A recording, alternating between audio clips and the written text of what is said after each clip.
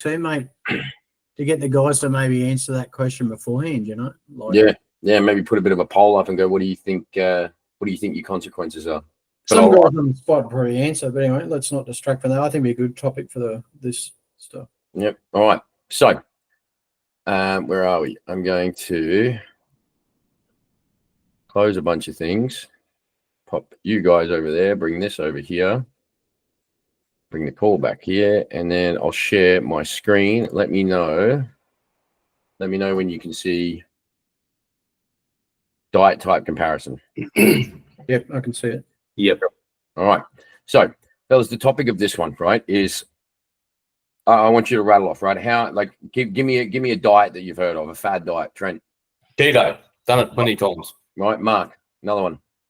Oh, old school for me was Scarsdale, mate, long time ago. But yeah, that's old. That's really old. That's right? old school. Yeah. All right. I think it was like one of the first high protein ones. Yeah. Intermittent fasting, carnivore, fucking all of them, right? The diets. Yeah, carnivore's everywhere right now. Right. So the purpose of this presentation, fellas, is to shine light on what they actually are and why they're effective, but the true underlying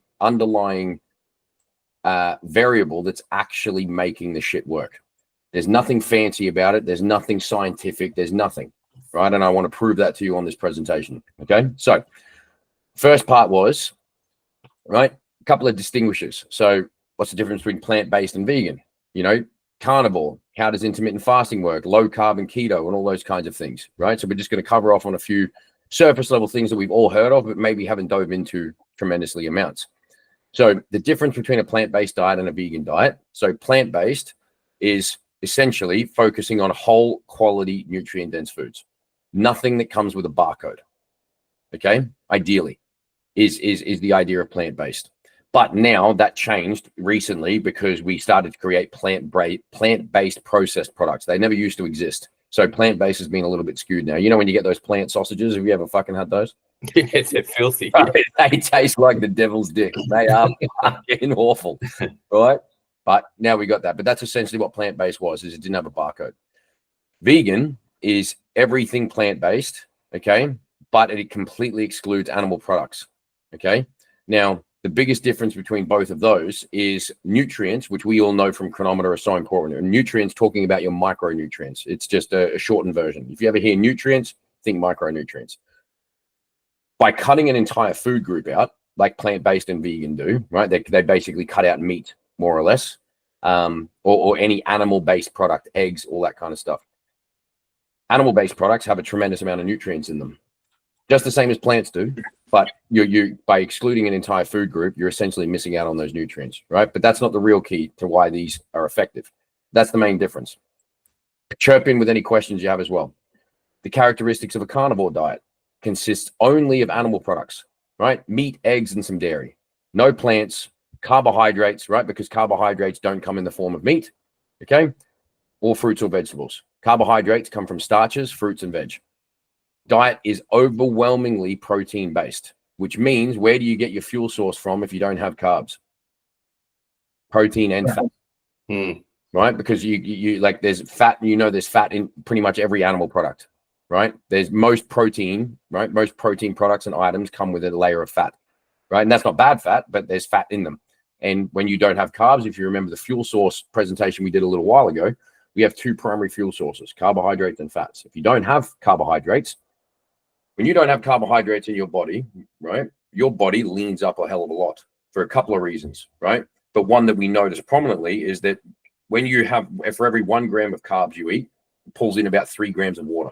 Have you ever had like a sandwich and then automatically seen your love handles get a little bit inflated? You ever have any pasta or anything like that? Now, that doesn't necessarily mean it's a digestive problem. It kind of is, but what it is it also holds water. Have you ever gone, right, and excuse me for saying this, right? Have you ever partied really hard and not eaten for a while? You've just drank piss or done all your other naughties and you don't drink for friggin' hours, right? How lean, like you don't feel a single bit of fluid retention on you. Why? You haven't had any carbohydrates in a long time. Then you go and get that juicy kebabi on the way home and then come straight back, right? So by eating carnivore-based diets, we don't hold water because there's no carbohydrates that do it. And, right, it's very easy on the digestion You don't have any fiber, which helps digestion, but you don't have any impacts to digestion either. Protein is digested at a very normal and predictable rate. The difference in carbohydrates, right? When you have your low GI and high GI, they get digested at different rates. Everybody's digestive system can digest different things, but normally one of the big pluses of a carnivore diet, right, is that it's easy on digestion. Most people,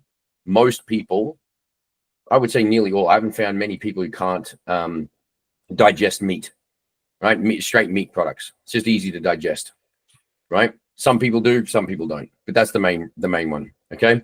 And what it also does is it results in lower insulin levels.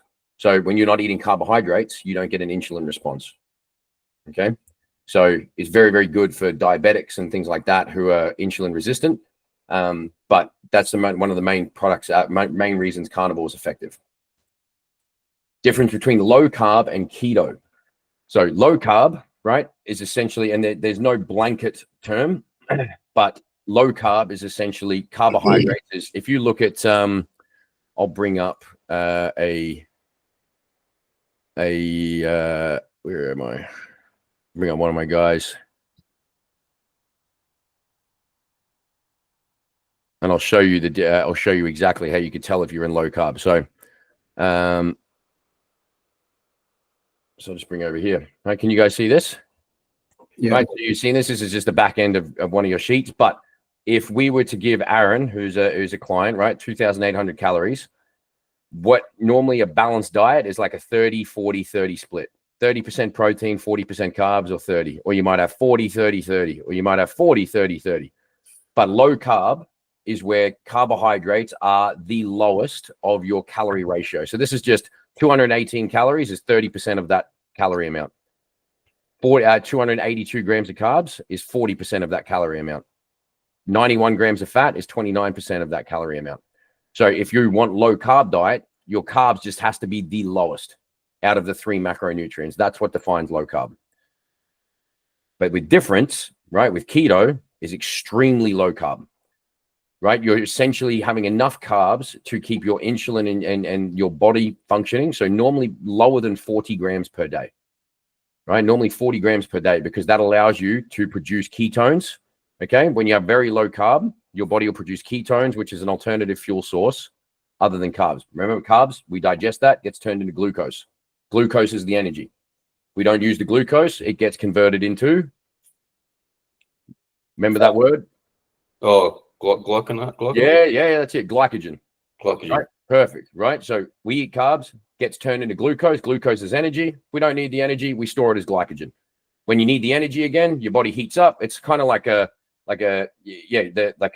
chuck hot coal that got formed. You don't need it. Store it away. Just chuck the coal back on. It'll melt. Right. And that's glycogen just being used. If you don't have carbs, you don't have glucose. Therefore, you don't have glycogen. When you don't have glycogen, your body also looks smaller. Right. Remember, we went through that.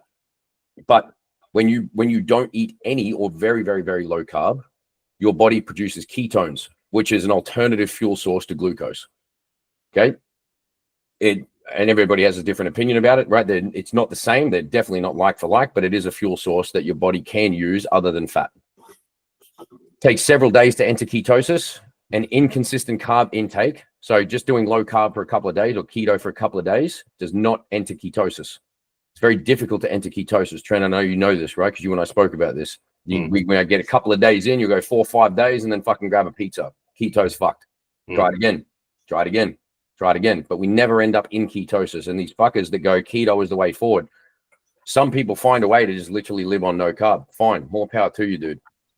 I just don't think I'm ever going to eat. I'm just not going to fucking not eat carbs for the rest of my life. I've just made that decision. I like them too much. Right. And we've proven you can lose weight eating carbs. Okay. I have a very biased opinion about it, but I'm trying to be as objective as I can. But that's the main difference between low carb and keto. Then, right, what is the common factor, okay, between all of the diets? So we've got like flexible dieting, okay, which is what we normally do. You'll normally give, once you've lost your weight and you're not following just a strict meal plan, which is why we teach you chronometer. Chronometer is essentially a form of flexible dieting. You have macro targets, and what you fill those macro targets with, that's where the flexibility comes in. We certainly try and motivate you to make kind of informed based decisions on how you could do it. Because if I gave you 2,000 calories, we could eat 3 Big Macs and hit 2,000 calories. Very different than eating a whole day of food, right? So the flexibility invites your autonomy into your own diet, but we certainly want to understand the fundamentals of good nutrition and the parameters that we need to place in order to achieve the goal.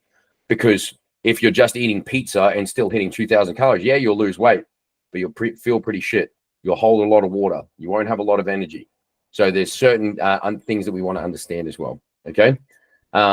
It allows flexibility, right? We have the thing that you would have seen in a bunch of the content that I post is it's 85% of the time we're on 85% whole foods, 15% soul foods. So enjoying that part of the process. You learn about macros, you avoid strict constraints and all that kind of stuff. So Lukey Taverner is a great flexible dieter. If he wants sushi with the kids, he'll make sushi work with his chronometer, right? I know you guys are great at it as well, but he just literally lives this flexible dieting lifestyle. It's worked for him. But for flexible dieting to be effective for someone like Luke, who looks incredible, you had to earn that. It's kind of like you enter the army as I don't even know what they are, right? What are you, a shit kicker? What are they called? They're not sergeants. No. What's the very first entry in the Australian Army? Corporal, is it? Corporal? I don't know. Whatever it is, right? Call it corporal. In order for you to start calling the shots properly, right, you've got to get to sergeant, right? But you've got to earn your stripes to get to sergeant. You know, you can't just come in and start calling shots and doing it your way. Just doesn't make sense because the way that you've done it up to this point wasn't effective. Otherwise, you wouldn't have gained weight. So you got to get the weight off. Then you introduce the flexibility a little bit more. Okay. So here's a little interesting diagram. I hope this makes sense. I put a lot of effort into this, even though it's just a couple of shapes. I hope you guys realize I'm very, very computer literate with some things, completely retarded with other things, right? Spreadsheets I love, squares and circles, fucking hate them, right? I couldn't make this a symmetrical circle if my life depended on it, okay? But here's the diet type comparison. We know these diets. Carnivore. Well, I went too fast. Carnivore. Intermittent fasting. Low carb. Keto. OMAD. Does anyone know what OMAD stands for? 1 meal a day. Oh, right? Really? Very, very big in Muslim culture and that kind of stuff. Gandhi, right? Used to do a lot of the 1 meal a day stuff. Paleo. Right? Does anybody know what paleo is? Yeah. Caveman style, isn't it? Like, Eat like a caveman, right? If you can hunt it and gather it, you can eat it. Yep. Nothing with a barcode, nothing processed. Whole30. Right, this was a bit of a sham. This was one of those apps. I can't even remember what the actual ins and outs were. I've had this Whole30 diet that Sam guy. Yeah, you can eat meat, vegetables, fruits, tree nuts, and healthy fats. So you must avoid sugar, grains, legumes, dairy, alcohol, and processed food. The Whole30 is designed to be done for only 30 days. All right, so it's like a sprint. All right, it's another 6-week challenge, more or less. IIFYM. You ever heard of that acronym? If it fits your macros. So that's where if I give you 2,000 calories and you go find a way to fit 3 Big Macs in, you're good. Right? As long as it fits your macros. So that used to be a very old bodybuilding way of doing things. Whoops. Flexible dieting, like we spoke about, a little bit more of a disciplined approach to IIFYM. So it's, yes, we understand the macros, but we also understand that 85% of the time we want a whole food based diet because that's going to allow us to get the nutrients in, feel good, and look good. Got him. Fingers are retarded. And then plant-based. We know what that is. Now, before I go to the next slide, all of these diets, every single one you've ever heard of, all have one very simple thing in common. What is it? calorie deficit. That is the magic that every marketing cunt on this earth has tried to sell you.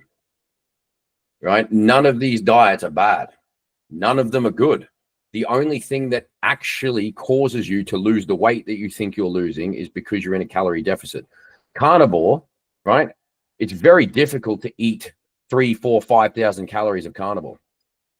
It's just 4 grams of protein per gram, right? And protein is also very satiating. You get the meat sweats. It's very hard to fill up on just fucking. You're not going to eat. You ever been to a Brazilian barbecue? You can eat a lot, but you can't eat a fucking as if it was a buffet. I could eat 10 bowls of pasta Just ask me. I couldn't eat 10 steaks. Right? Intermittent fasting. You're just shortening the eating window. You eat for 16 hours. You eat for 8 hours, fast for 16. You're forcing yourself to have a shorter eating window, thus equaling a calorie deficit. Low carb, right? Exactly the same thing, right? You're encouraging a calorie deficit environment by eating lower carbohydrates. Lower carbohydrates are the most, not satiating, sorry, the most palatable foods, right? We love them. They're tasty. They're sweet. It's very easy to overindulge. So eating a lower carb diet or keto essentially encourages a calorie deficit without you trying as hard. 1 meal a day. Unless you can eat 5,000 calories in a meal, right? Some guys can, okay? But 1 meal a day is very difficult to overeat. Paleo, same thing again. Meat, eggs, and vegetables. Very difficult to overdo it.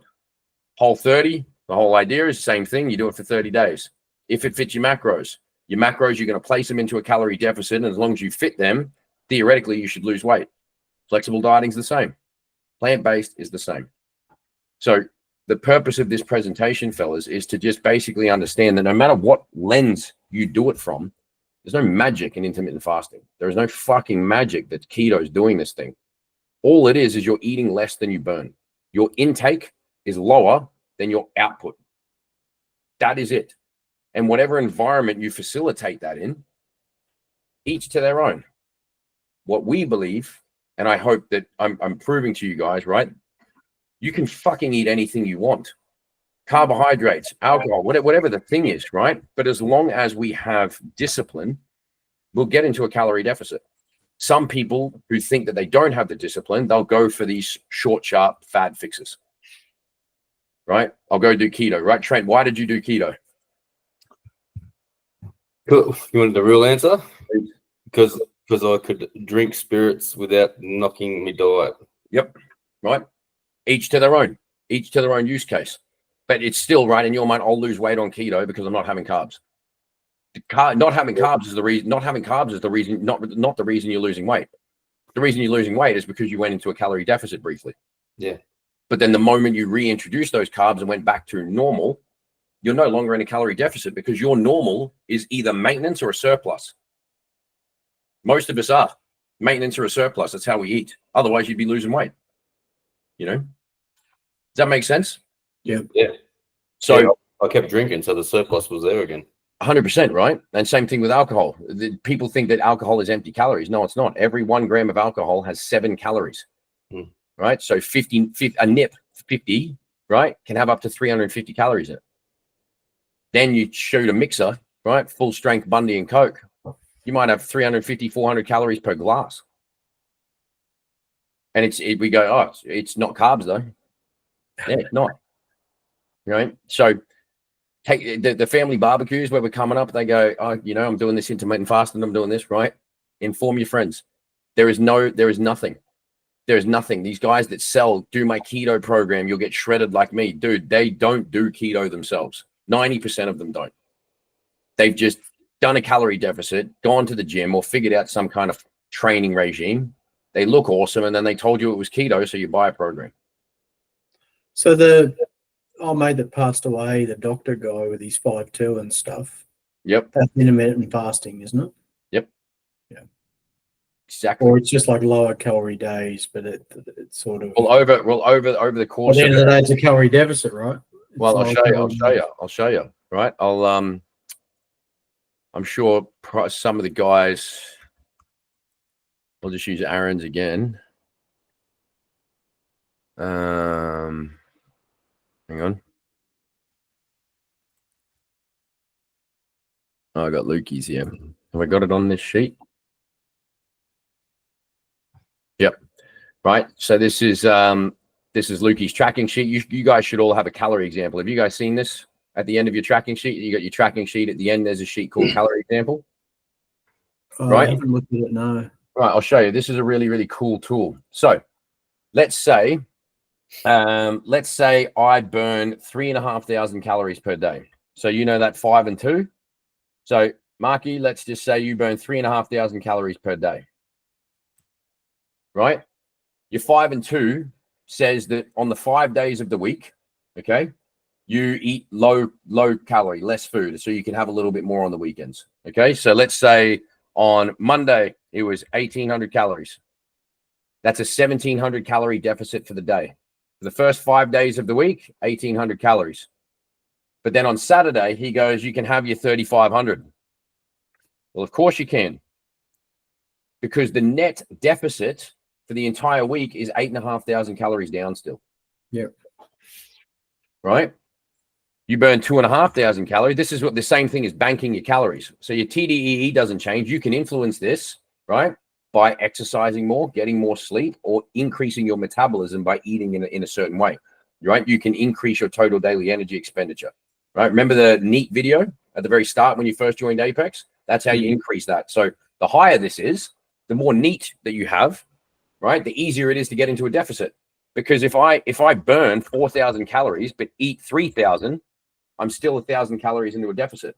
But if I only burn 2,500 and I eat 3, now I'm in a surplus. So increasing your TDEE is very beneficial, but doesn't happen very quick. So let's say TDEE is 2,500 per day. Okay. Then, right, we bank calories. So we know we got to spend on the weekend. So I'm going to eat 1,800 calories Monday to Friday. Oh, but then Friday drinks come in. Okay, now it's fuck. I dieted all week, but now a couple of drinks come in. 3,000. Saturday, I'm hungover. I get a couple of Uber Eats. Right, I might net out at a reasonable maintenance. But then on Sunday, right, I've already blown out my diet. I might as well finish strong and start the diet again on Monday. Whoops.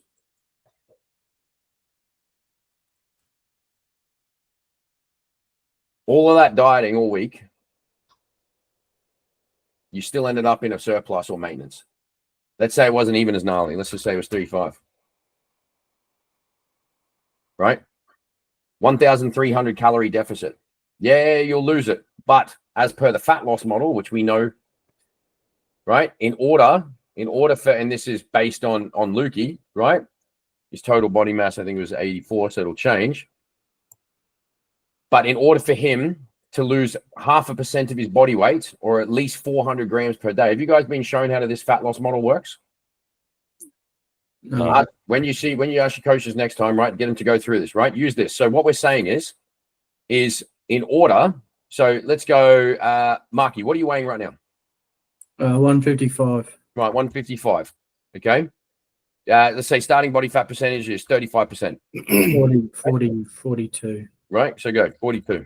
Done. Okay. Now what this does it's going to pull in your most recent weigh-in. So the last weigh-in that you had on your tracking sheet down here, right? It's going to pull that in, and then it's going to, you've got a low rate of loss and a high rate of loss. The low rate of loss model says that this is the minimum you should be losing on a certain date.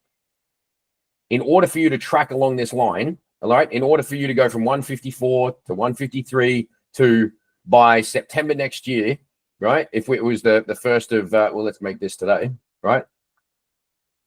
This is why math is fucking awesome, fellas, right? Let's just say this is the start of this week. Marky, for you, by the 27th of the 1st, as a bare minimum, you should weigh 146.7. But in order for us to trend along that column, we have to follow these parameters, which means that we need a weekly calorie deficit of 5,425. As per our example, if we fuck around like this, we're only getting 1,300. Yeah. So what we need to do, and you can fuck around with this as much as you want. If you know by Christmas Day, you want to be 150 kilos, Mark, you don't need to do anything else except for the next 5 weeks, you need to hit a weekly calorie deficit of 5,425. What's your maintenance? Do you know? My maintenance? No, I don't know my maintenance. We're still deficit. Now we'll work out how old are you? 56. Right, 56. This is a blanket one. Weighing out 155. Activity levels light. How tall are you? 178. Right. Maintenance is approximately and remember, a big way that you can influence your TDEE is the amount of activity. If you're doing, desk job training less than 3 times per week, you're light. But if you go to moderate, so 3280 roughly, is your TDEE mark, your maintenance calories. You change that to moderate, 37. So now you can eat a lot more. If you're training more, you can eat a lot more. Or if you eat the same, it pushes you further into a deficit. But let's say, for the sake of the exercise, it's 3,280. So let's go here. We know we need what? 54 something. 54.52 or something. Like yeah, 54.25, right? In order for you, right? If you just said by Christmas, I want to be 150. I want to be 150 by Christmas. Done. Don't overthink it. Use math. You need, in order for this column to make sense, you have to hit a weekly calorie deficit of 54.25. So let's see if we can make that work. If you burn this much, immediately, what are you eating per day? 2,000. Yep. Right? If you did Monday to Friday mark at 2,000 and then had 3,500 on Saturday and Sunday, you would achieve that. Yep. Still, in theory, right? There are other variables, but we've used this for a long time, right? This is a long time. So it kind of just goes, well, I don't have to be perfect, but I do need to eat consistently 2,000 calories per day in order for me to enjoy the wife's birthday this Saturday. But then let's just say you only had that one day and then you went back to 2,000. Now you went to 7,460, which means if you want to hit the high rate of loss, which is double, it's literally double, 0.5% of your body weight or 1% of your body weight. You need to hit 10,000 for it to hit this. That doesn't necessarily, that's the absolute maximum we're willing to accept, right? We don't want to move any more, and we don't want to lose weight any faster than this column, because that means you're going to be losing muscle. You can't lose fat that quick. Yep. You'll start to catabolize organs and that kind of stuff. But as long as we're more than this, but less than this, you're going to beat this. You're going to beat this column. So 150 is your minimum if you did 5,425. But if you did another 25%, which is around about 7,500, you'll probably achieve 25% further. 147. Yeah, so I've been through that part, but I haven't been through that sort of example where you play with it a bit. The yellow stuff, yeah, that's good. Everyone's got this, right? Yeah, definitely in there. Yeah, 3 different examples, right? Have a play around. Ask your coaches to go through it with you. Run some scenarios. I do this for my Christmas period. So I go, if I was going to eat 5,000 calories per day, I'm going to have some beers. I'm going to go back to double ham, and I'm having pavlova. Fucking oath, right? That's probably, and ballpark, I've got no idea, but let's just say it was 5,000 calories. I can say with, I guess, confidence and a level of peace of mind that, dude, if I eat 2,500 calories per day, I can have 5,000 calories on Saturday, Sunday, and I'll just hit maintenance. I'm not trying to lose weight over Christmas. I'm just trying to stay the same. But if I know that, then I know what I have to eat Monday to Friday, or I know what I have to eat Monday to Thursday to go to dinner on Friday with the missus, or I know what I need to do Monday to Saturday so I can have my Christmas party on Sunday and not feel guilty. It's just numbers. Yeah, so that's going to be on the daily planning to have a look at your week, right? Yep. Right, because the daily, it's like looking at the stock market price. If you fucking looked at it every single day, you'd lose your mind. Yeah. Right? We look at it, that's why we look at weekly averages, monthly averages, quarterly averages. Same as business. Has this been helpful, fellas? Very. Yeah, definitely. Great. All right. Well, I've actually got to run to another call. I didn't realize the time. I would have stayed and chatted you guys forever. But do you have any questions about what we've been through? No, it's pretty straightforward, clear. no, it's good. Right. Yeah. So, homework for you fellas. Number 1, right? Ask the coaches to kind of go through this fat loss model stuff with you. The calorie example, just kind of plant some scenarios in your head so you can play around with it. It's really, really interesting stuff when you realize how beautiful, like, you can experience life as long as the numbers still align. So you don't feel guilty about, should I have the cheesecake, or should I have the, should I take the wife out for dinner? Fucking oath you have. If you've done your 2,000 calories every day, you only need to hit 5,500 for the week to lose weight. Go take the wife for dinner. Yeah. And then the second thing I challenge you guys with is find those consequences. I'll do the same thing. I'm going to really take manifest of what's going on in my world and go, why am I procrastinating? Why do I feel guilty that I'm not doing X, Y, Z? And I want us to talk about it. Okay. All right, fellas. Thank you for spending your Friday lunch with me. Yeah, no worries. I'll see you in 3 weeks, mate. Motherfucker. All right. We're going to go to another meeting too. See you later, lads. See you, fellas. Take care. bro. Bye for now. Bye. See you, bro. Bye.